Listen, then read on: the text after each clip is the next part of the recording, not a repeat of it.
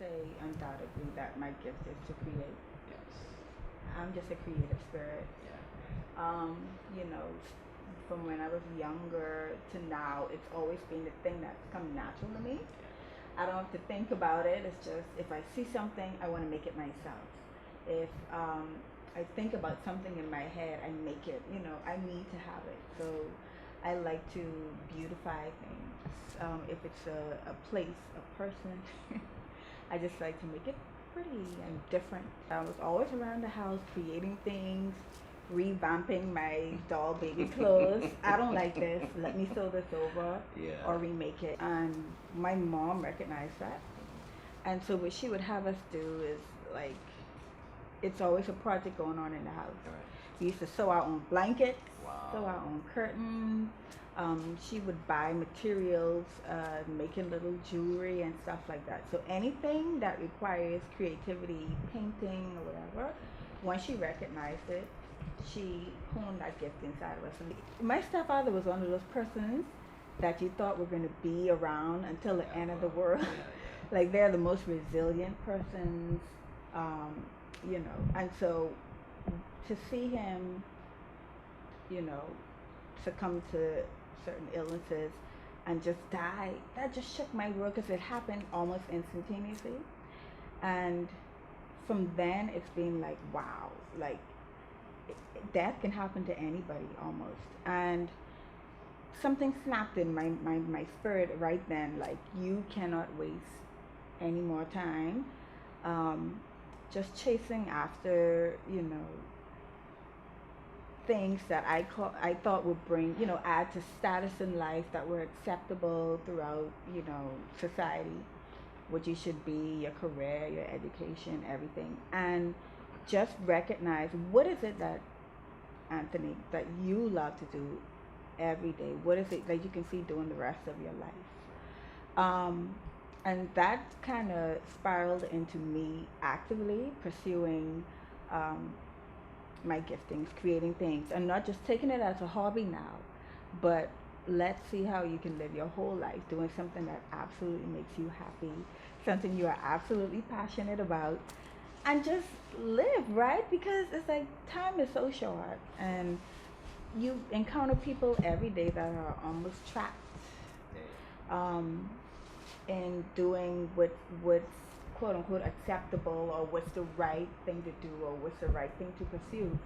But a lot of people aren't happy. And I guess that's me. I want to be happy the rest of my life. And I want to do something that I'm passionate about the rest of my life, something that comes natural. I definitely want to move beyond the borders of the Bahamas. Like I want to take it internationally, you know? Yes. Offer it to a wider group of persons that can appreciate what I'm offering. I'm not saying that it's not appreciated here, but I guess sometimes in a Bahamian society we're a little shy towards new things before we, you know, engulf it. So that's definitely what I want to do. I want to put POJ on a world stage. Yeah. And it's not necessarily a selfish reason. Like it's just, oh, I want to do this and I want the status and the recognition. Cause that's far beyond it. People don't believe me when I hate the spotlight, but I love when I can speak or express myself through my clothing, my jewelry. So, and I feel like in doing that, it's like a self-empowerment, self-motivation task, but I want to inspire other people also, and just to see how far I can take it.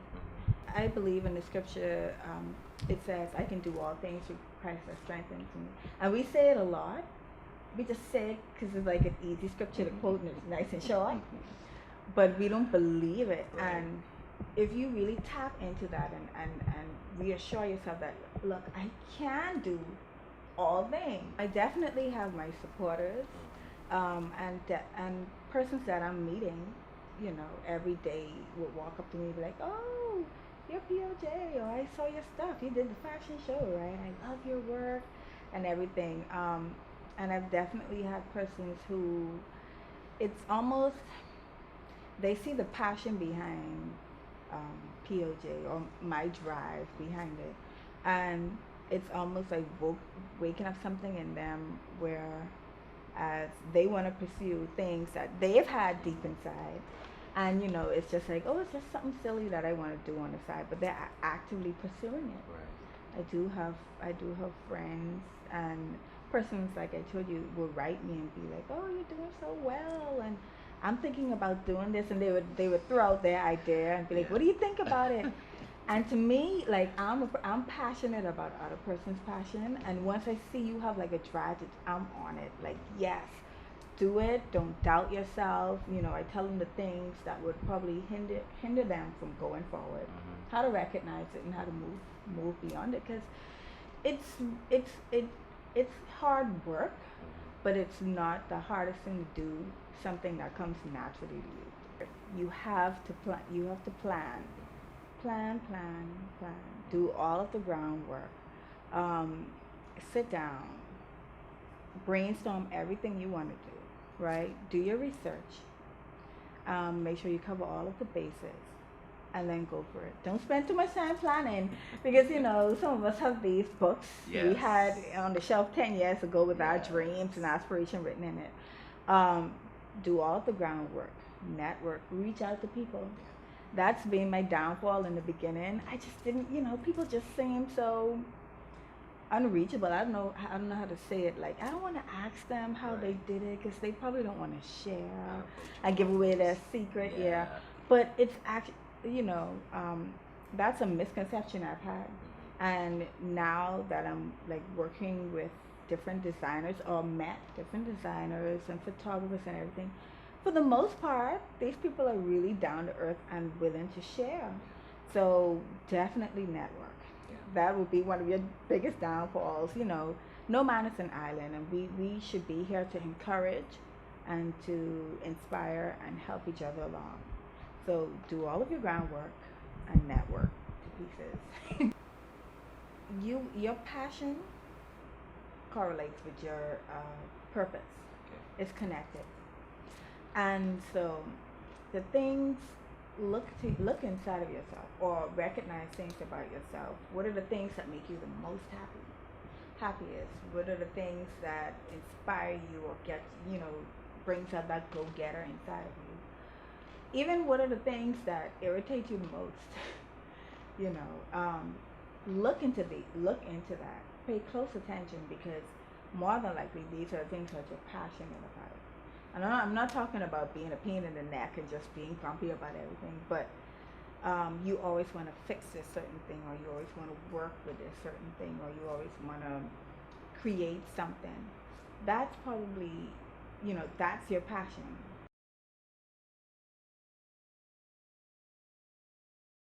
Well, one of the gifts that I think that God has given me is that of counsel, that of being able to inspire, and also being able to get to the root issues of woundings in persons' lives, to bring them into fullness, to bring them into purpose. And that's something I know it's a gift, because a gift is something that you automatically just find yourself doing and don't even realize that you're good at it.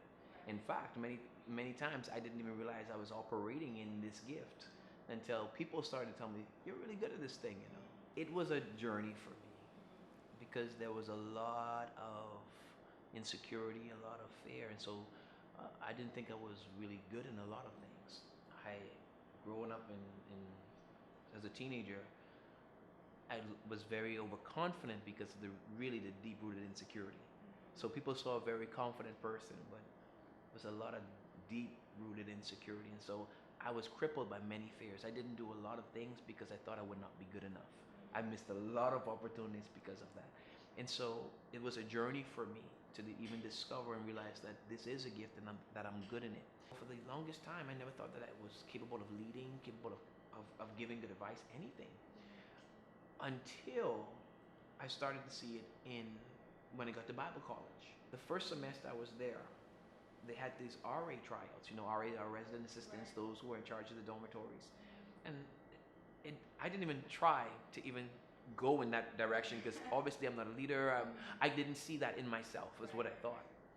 And so after the deadline for those who wanted to try out to be an RA had passed, after like a week or two, The people who choose the RAs came to me and they said, "Why didn't you try out?"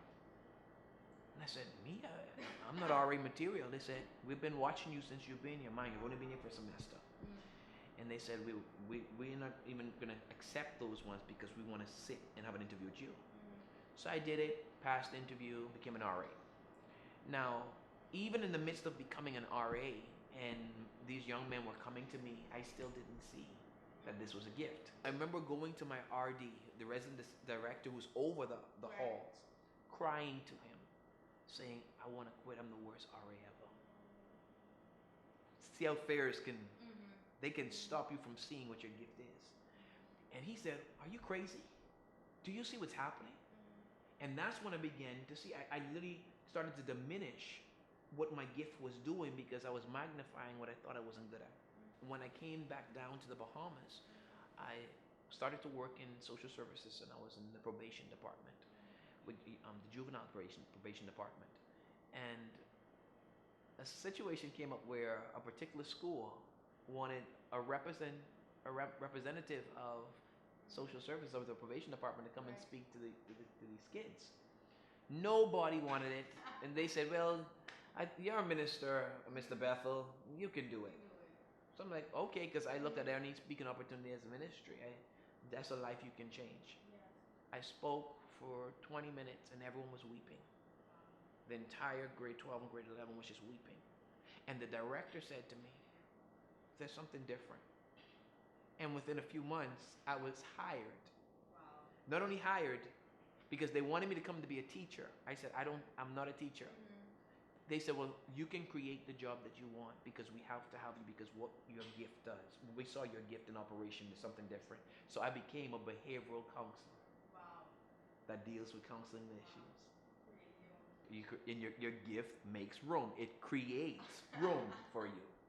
Fear sabotages you. It sabotages and it paralyzes you. Either it'll paralyze you where you won't even think you should try because you're not good enough, so it disqualifies you. Or if you have a bit of courage to attempt it, in the beginning of it, you will sabotage it because you really don't think that you're good at it. And so I saw that in a lot of cases. It's hard to believe now, did not like to speak. I didn't want a mic in my hand. I didn't want a crowd around me because I always thought, will I make sense? And so what I found is this: whatever you magnify becomes your reality. And so if you magnify your fears, that becomes more real to you than the truth. That's why it's hard for you to hear when more than one person is saying, "You are good at this thing." Because what you magnify becomes the reality that you create. Well, I must say, and I'm not giving a spiritual answer, the first inspiration is God. And the reason why is because what you'll find is there are some deep-rooted insecurities and fears that a person can't heal. No matter what they say, you're still going to be looking through the filter of your insecurity. God is the healer. He's the one that delivers us from all of those limitations. And so as I begin to pursue God more and begin to know God more and begin to trust that if he said something, that he's more invested in my success than I am, something happened. In the midst of my fear, I started to do it afraid because I could trust God. He was the main reason that I'm doing what I'm doing now, that I can own my gift and believe in my gift because he's the giver of the gift. And he would not give me a gift and demand something of me that he did not deposit in me. The trap of success is this: when we have a picture of what successful should look for us. And so what happens is, if I have a picture of what success should be, if that's not the picture that God has for me, I will be fighting against the very purpose and will of God for my life. And I've ministered and counseled so many people who, because they have a face and that's not it, they're miserable because they're trying to fit a mold or trying to do something that they were not created for. Because that person is doing it and they're successful in my eyes, then that must be success for me too. And there's a beauty in uniqueness. There's a beauty in you finding the thing, not just the thing, but how do you do the thing?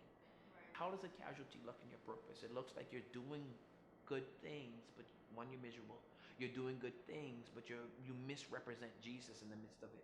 You're doing good things, but you're struggling with the same sins, the same struggles, the same heartaches, the same issues. When God wants you whole, Jesus came that we have life and life more abundantly.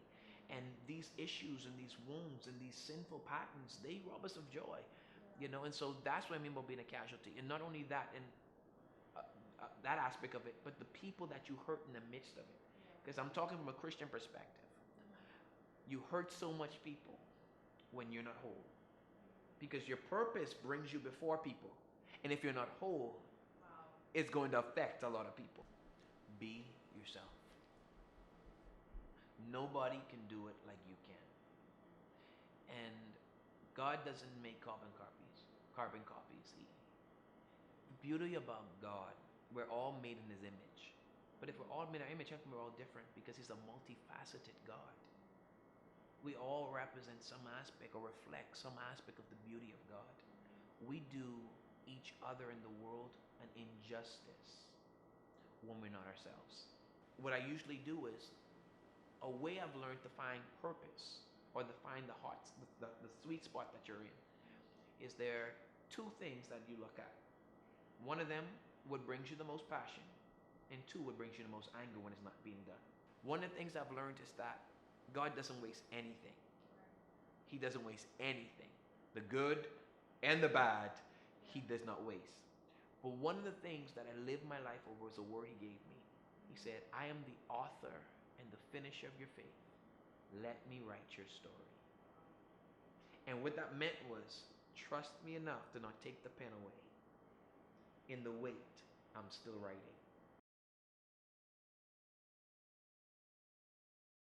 I can't just say one though, like it's like I got a few, so I have to give you as much as I could possibly think of right now. But definitely creativity.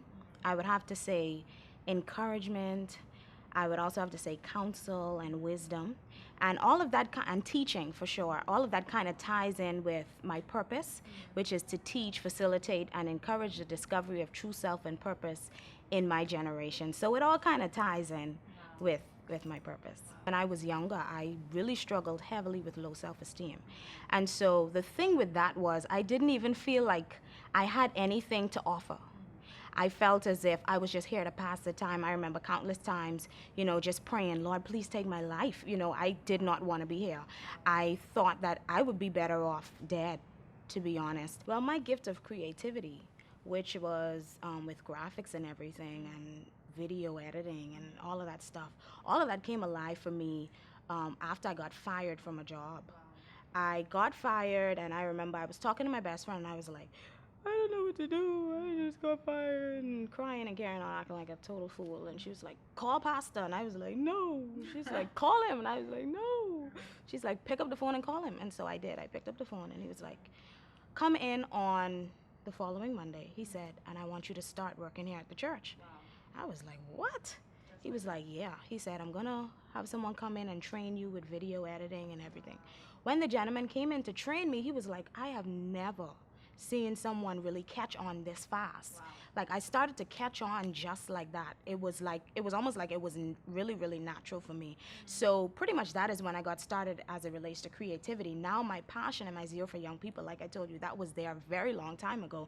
But it was during that teaching with Simone Bowe when I really got the vision for In You.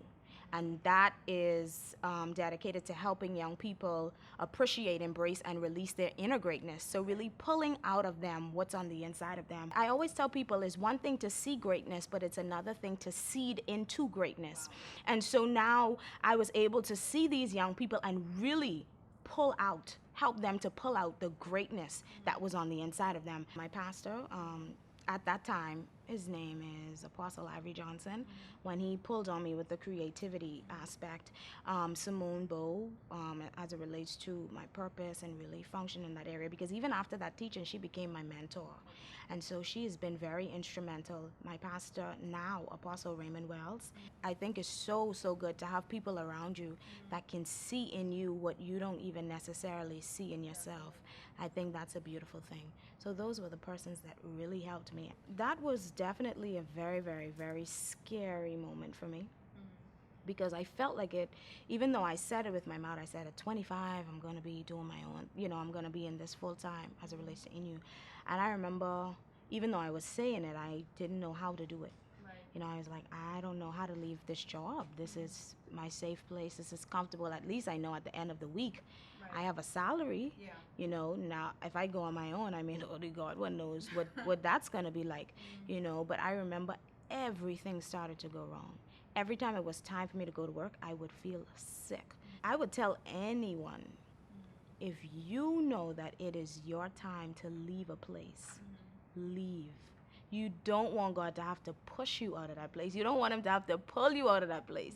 You don't want something to have to happen to force you out of that place. You want to just be obedient. And the thing about it is, obedience is always better than sacrifice. We are now in St. Anne's School with our club Inu. I was able to speak at various different places to various youth groups. I'm now on the radio at Joy FM. And so it has been amazing. Doors have opened and doors are still opening. And even as it relates to the magazine aspect, the Ministry of Youth saw what we were producing, and we were able to produce a magazine for the Ministry of Youth.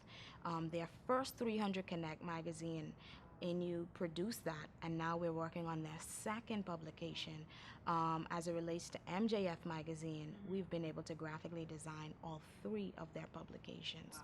And so it has opened doors, and like I said, God is continuing to open doors, and I am forever thankful for that. That is something that our generation needs now more than ever. They need to know that God created them to do something. Like I said, I know what it is to struggle with low self-esteem and suicide, but that was as a result of me feeling as if I didn't matter. I didn't have a space here in the world.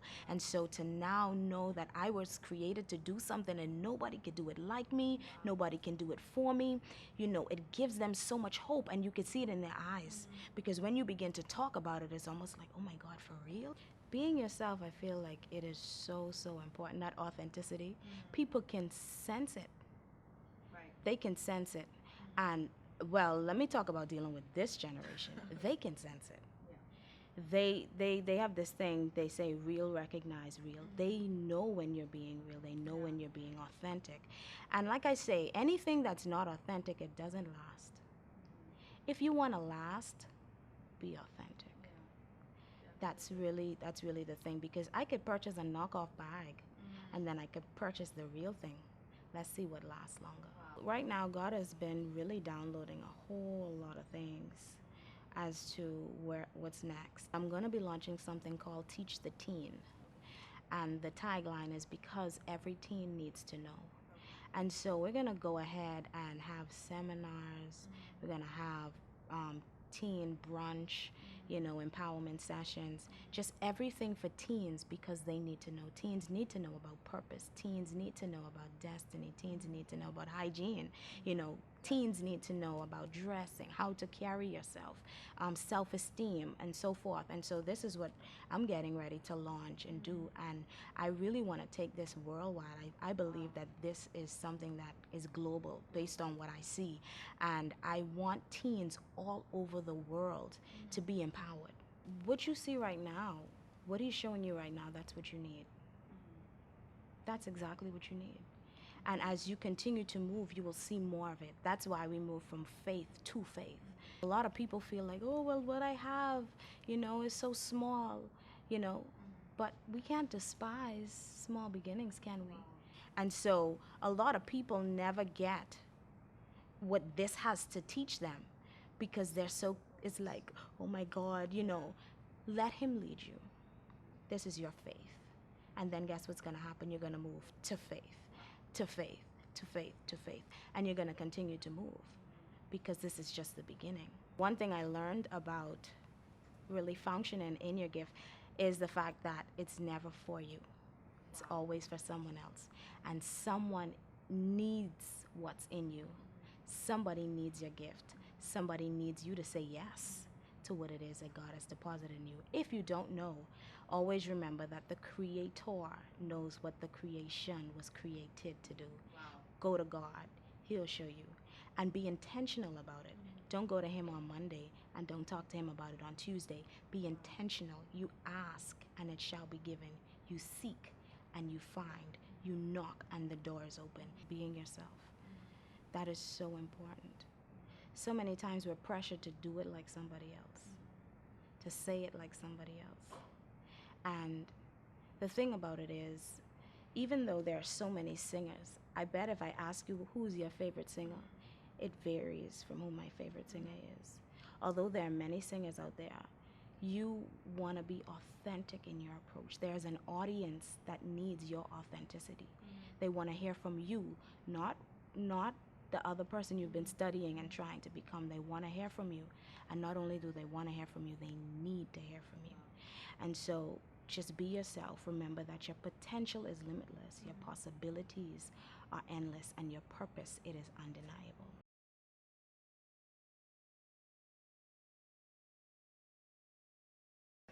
No one in my immediate family can sing, so I feel like God has called me in this area, and with me being able to realize at some point in my life that I could actually sing, I had a little voice.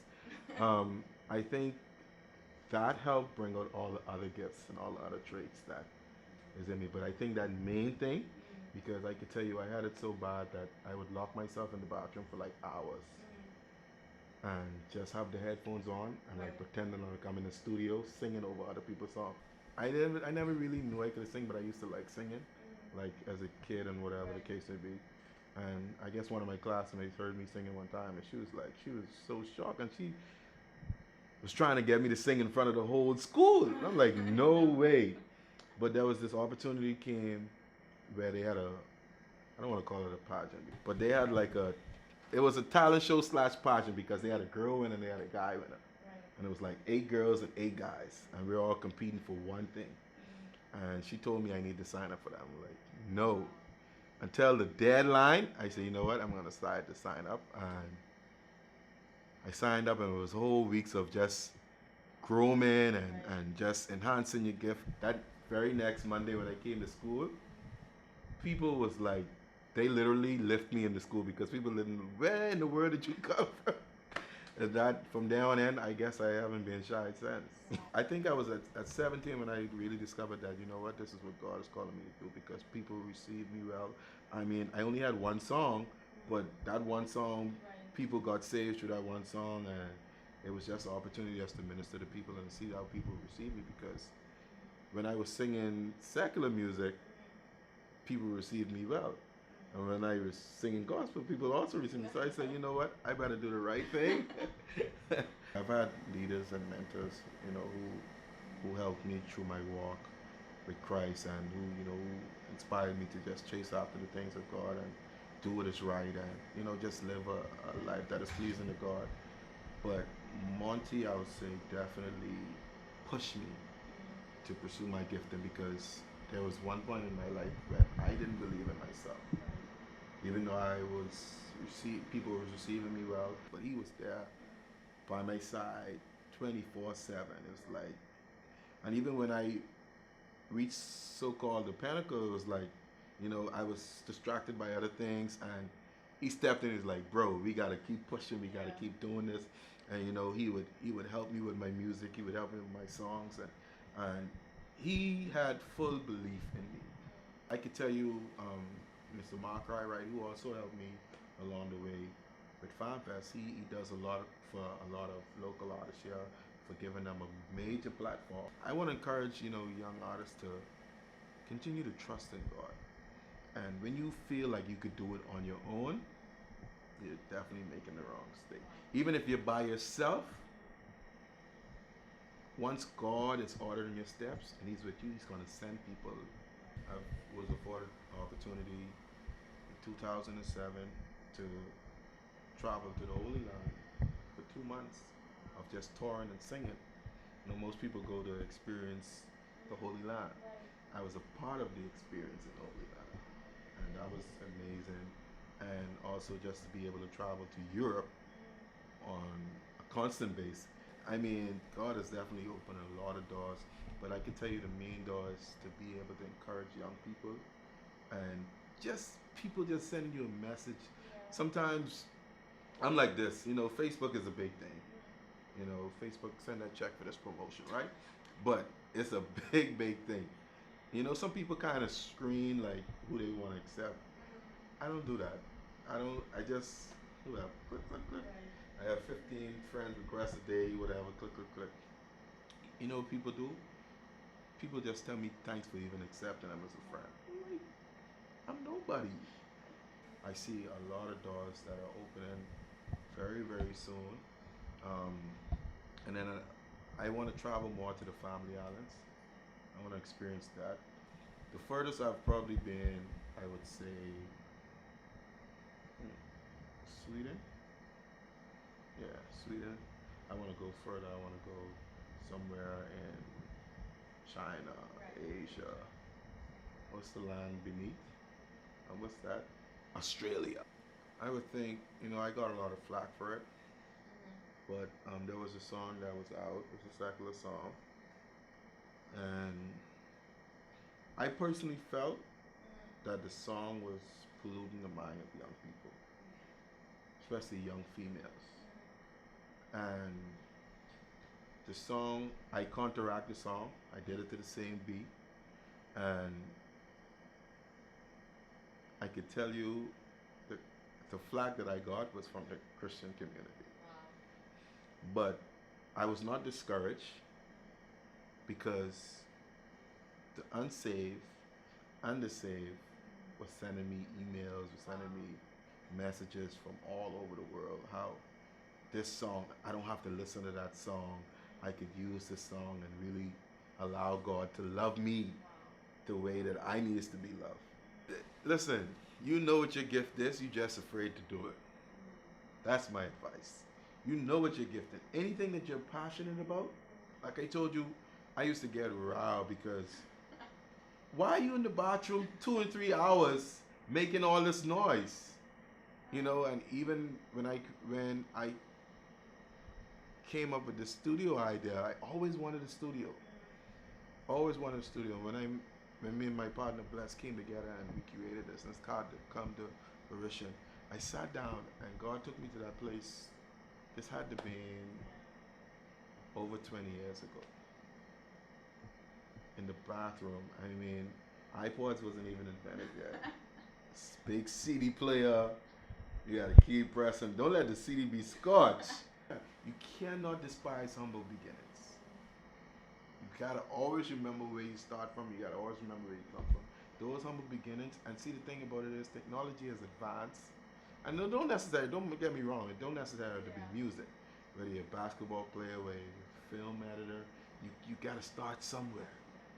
Look up stuff. There are 10,000 videos on whatever you need to do. You understand?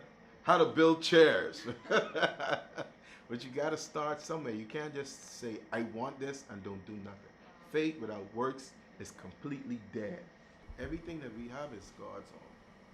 And we have to realize that, you know, we're not bigger, better than anyone here. And we're definitely not bigger than God. He owns the world. He owns everything. He owns your body, your mind, your soul. So if you walk in that mindset, the gift that he is giving you, man all over the world, woman, boy, or girl, is going to be able to see. You understand? So I always tell God, I say, God, make me better in this gift that you have given to me.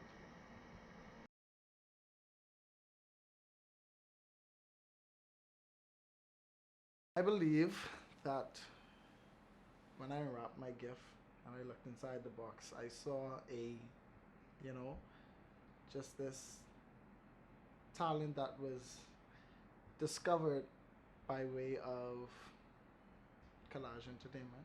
of comedy because and acting and entertainment, comedy, acting, entertainment, and I feel like that's what I was called. That's my gift because I'm so good at it, and I feel like I am anointed in it because when I get into it, I'm able to touch lives and impact people in my silly way. Like I can legit be silly and inspire somebody, and that's just encouraging to me.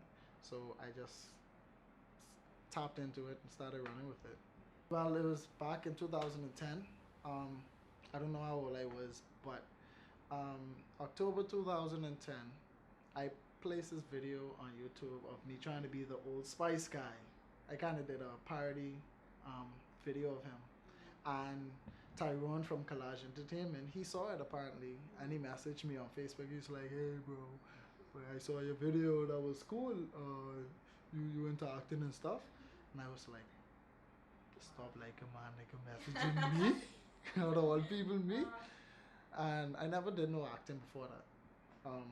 But I was like, yeah, man, I free. I could roll through. I could come to the practice, and I went to BFM. They were down at BFM at the time, and from there, just helped me unlock something that was inside of me, and from there, just started growing and walking, and in that direction. Yes, when I first, but first of all, when he messaged me, I was very nervous because it's like, you want me to do acting. I don't do that stuff. I'm just, it's a local bike. I'm out there or nothing like that. And when I went to the practice, I kind of sat back and observed what was going on, and they were doing rehearsals and practicing for a production, I think. And I just saw them up there doing their thing, having fun, acting and stuff like that. And then he called me to do something. I was like, bruh. But I went up there. He gave me a task, and I was able to execute it, being myself. And I guess that's when I realized that, hey, you don't have to fake it. I am a gospel comedian. The mantle was handed over to me from Dynamite Daisy at a final show. Who moved my dynamite? Other than this, and well, from 2013, I've been doing gospel entertainment, um, comedianism. That's my word. Um, in 2013, a guy by the name of E-Man had this concert called I Rep Christ. And he said, "Hey, bro, why you don't come host this for me?" And I was like, "Sure." And I decided to just do something different. So I just randomly put on random clothes, dressed wacky, and went and hosted the show.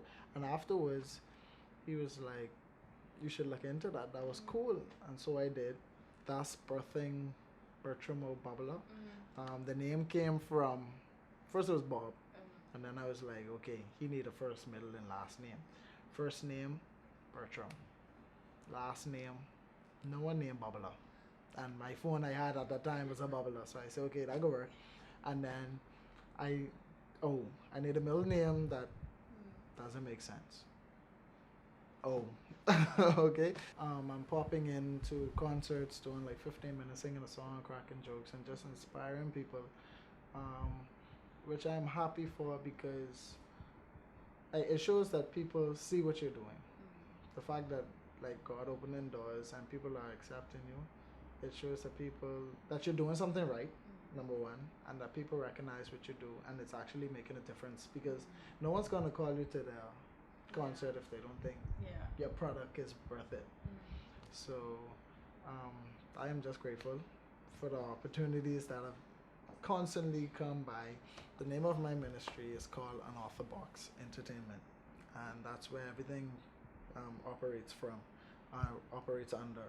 And Unorthodox is a company, it's a ministry where we try to reach people and touch people, inspire people, encourage people in unorthodox ways. Hence the name Unorthodox, because it's a cross between unorthodox and coming out of the box. Right. In the future, there's a lot to come. I'm very excited about it. I recently signed 2 persons to Unorthodox, I have a singer, Miss Brianna Bethel. She's 16 years old. And I have an 18-year-old spoken word artist now, Leonette Clark. So basically what I'm doing now is forming a coalition of young, radical, different, just creative youths to just come together and minister, to just be a light.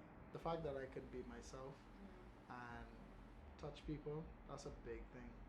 Because if you look at big stars and stuff, they have to put on all this makeup and get all these managers and do choreograph and do these certain things to attract the media and stuff like that.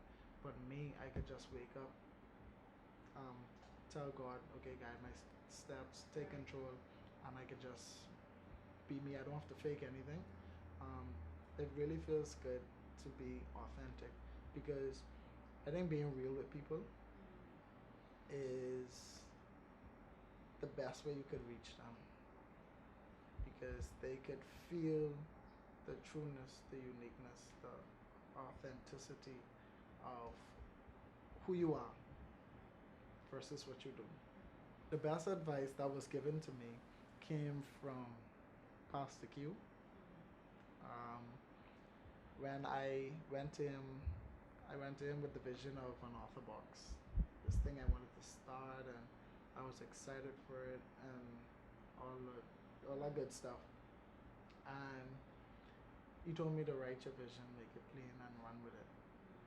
Because from I was explaining it to him, I was afraid, and that's one thing people need to know. You're not always gonna go in it confident. Even the biggest stars, the biggest role models people have, they are afraid sometimes. I get nervous before I go on stage. But when I presented him the vision for an author box, he said, go write it down, write the vision, and just run with it. He believed in me, he supported me. And the fact that someone believed in what I do when I didn't even know the big picture. I just had this little idea, and he smiled. He said, I believe in you. Write it out. Write what you want an author box to be. Pray about it, and just run with it. Check what you do now, like what fulfills you, what makes you happy, and can it be used to advance the kingdom of God? Because I ain't talking about, like, I've asked people before, what are your hobbies? And they told me sleeping, Twitter, Facebook. It's like, no, that wasn't what I was meaning. So, for those who don't know what their gift is as yet, number one, I'd say, just say a little prayer. Don't have to be no, and God, I just want you to open my eye. Just, God, I know you have me on this earth with a purpose. I really want to reach people. What is it that you put in me that I could use to be a light, to minister, to touch, to reach somebody? And then when you get that little hunch or a little thought, because he speaks in different ways, you get the little, just tap into it, just run with it, nurture it, and I think after a while, if it's for you, if it's meant to be, if it's truly a passion for you, do it, and only do it if it's a passion. Hi, my name is Anthony Farquharson of Project One Jewels and POJ Design. Hi, I'm LaQuinn, Pastor Q Bethel, pastor of Epic Church Bahamas, and the founder of MJF Make Jesus Famous magazine. Hello, my name is Chikwe Adderley of Another Box Entertainment. Hi, my name is Ruben Heights of Lion of Judah Ministries, More Heights Production, and Perfect Blend Studios. Hi, my name is Antonia Ligborn of INU Global, and I want you to know that your gift Your gift. Your gift Your gift will make room for you.